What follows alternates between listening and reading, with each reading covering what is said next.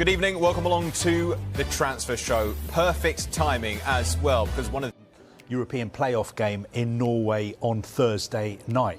Now, he's turned down the offer of a new contract and he's in a really strong position. Of course, he's aware that Liverpool are interested in signing him, and I think if the price was right, Crystal Palace would let him go if they can sign a replacement, and we know they're in the market to try and sign a replacement. And the reason I say he's in a really strong position is because he knows in January he could sign an agreement with a foreign club, because he'll be a free agent next summer.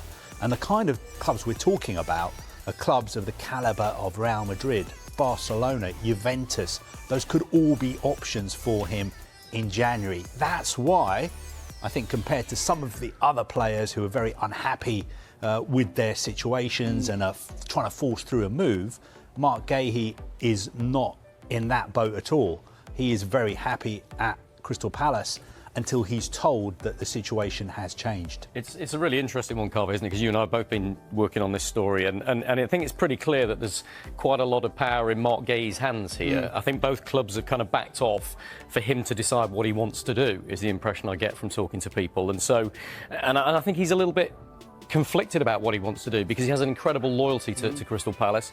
They've given him an opportunity that got him into the England squad, and so he isn't absolutely convinced that now is the right time to leave, when he's got all those options that Carve's talking about next summer as well.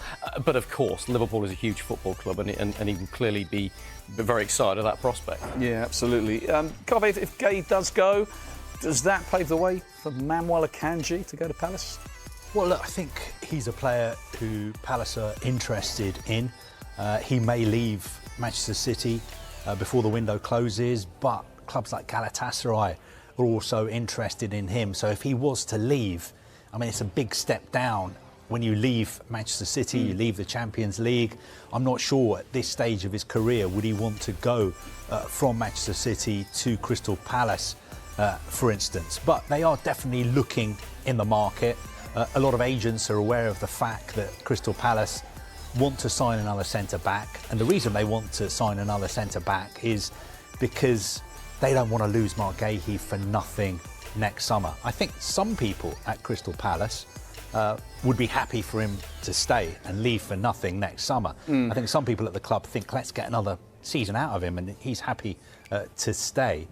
But I think if you speak to sort of agents and intermediaries, a lot of people are working on potentially trying to get a centre-back into Crystal Palace. Just with all these kind of angles on Marc Guehi, is it a risk for him to be playing Thursday night? Because whenever the moves are getting close and deadlines are approaching, he's got a plastic pitch in Norway, I understand, on Thursday night, and we don't know what can happen.